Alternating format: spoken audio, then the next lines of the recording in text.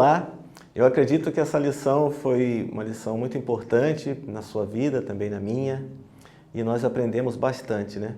A lição abordou pontos interessantes demais, dentre eles a unidade que o Senhor Jesus disse ter com o Pai. Então, na afirmativa de Cristo, lá quando ele foi acusado de ter curado no sábado uma pessoa, ele disse que o Pai dele trabalhava até hoje.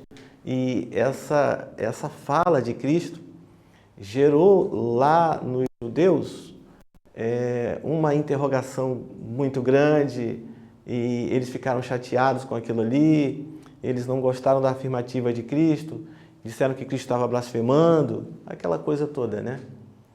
E por causa disso, o Senhor Jesus continuou, então, tendo um comportamento humilde e sincero diante de todo aquele povo. Porém, como falamos aqui de unidade, nós aprendemos que por que essa unidade? Então foi me perguntado, irmão, como que Jesus e o Pai são uma única pessoa? Como eles podem ser? O corpo se agrupa em um corpo só e se defragam em uma só pessoa? E depois eles têm condição de se deslocarem de dentro do mesmo corpo, então Jesus sai, depois ele volta e agrupam-se 3 pessoas? Bem, queridos, não é isso.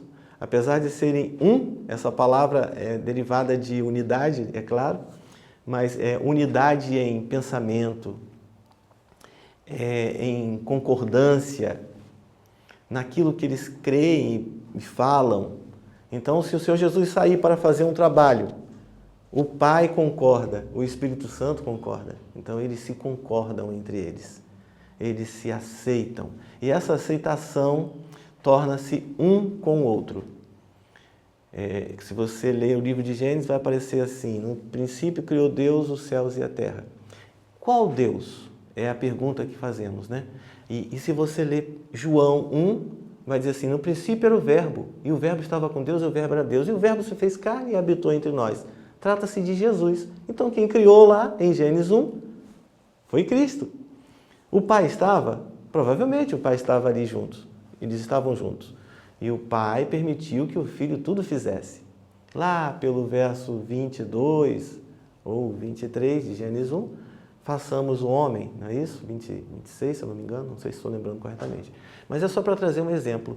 Então, Deus é uma palavra derivada do grego, que quer dizer Elohi, que quer dizer mais de um, é o plural de Deus.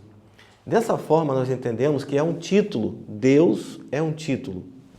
E são 3 tronos embaixo daquele título. Como, por exemplo, legislativo, judiciário, executivo. Então, nós temos 3 pessoas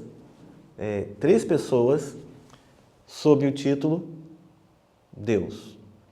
Entendendo dessa forma, nós vamos entender que o Senhor Jesus, na nossa história, fez o trabalho de vir aqui salvar. O Espírito Santo veio para convencer o homem do pecado. E o Pai permaneceu sentado no trono todo-poderoso. Dessa forma, mais ou menos, podemos entender a nossa história.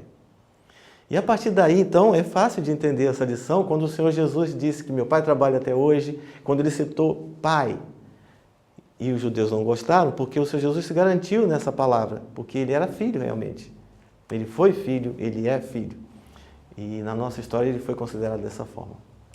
Mais tarde nós vimos que o Senhor Jesus também foi interrogado a respeito dos discípulos que não lavaram a mão para comer o pão. E o Senhor Jesus falou, olha, que coisa, né? Que pecado não lavar as mãos, né?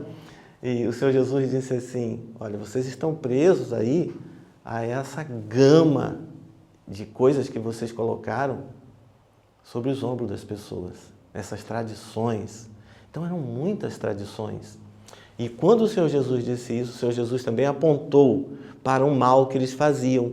Então eles quebravam os mandamentos com desculpa de uma tradição, eles inventavam um meio de quebrar o mandamento.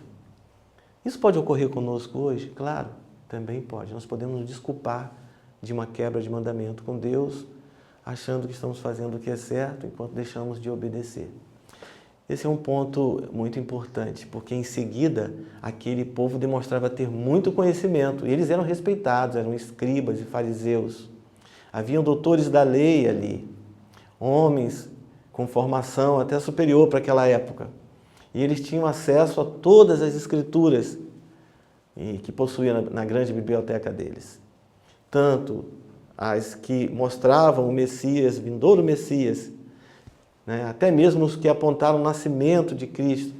Então eles sabiam de tudo isso. E, no entanto, o Senhor Jesus disse assim para eles: vocês não têm as Escrituras, vocês não julgam ter nela a vida eterna? Jesus fez uma afirmativa para eles. Não são elas que testificam de mim? Então, como vocês não conseguem notar o acontecimento profético ao meu respeito? Dessa forma, Jesus chamou a atenção daquela nação. Como nação, Israel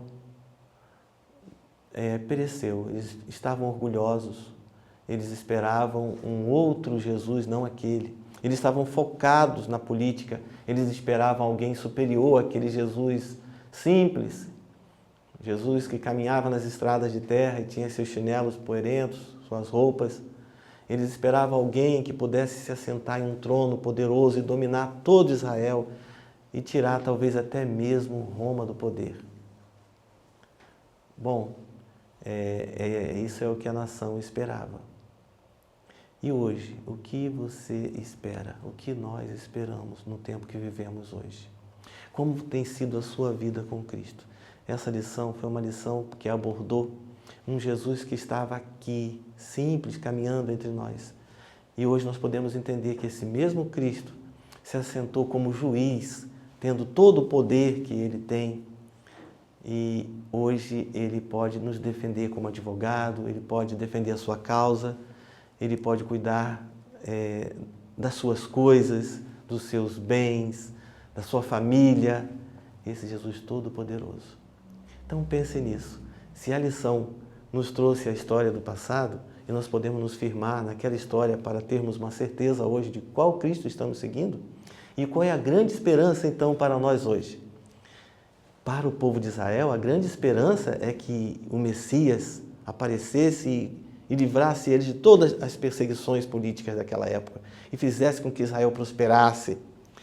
De fato, existe uma profecia no livro de Isaías para Israel. Eles teriam prosperado e os seus dias seriam como a árvore e viveriam muito sobre a terra. Talvez hoje não seria eu sentado aqui, mas um judeu passando esse conhecimento que nós devemos passar para a humanidade. Porém, Israel perdeu tudo isso daí como nação.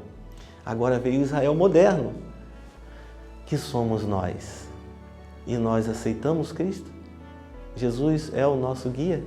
Ele é o nosso Deus Todo-Poderoso? Pense nisso, que o Senhor abençoe você e sua família. Que possamos ter realmente refletido sobre tudo que estudamos. Amém.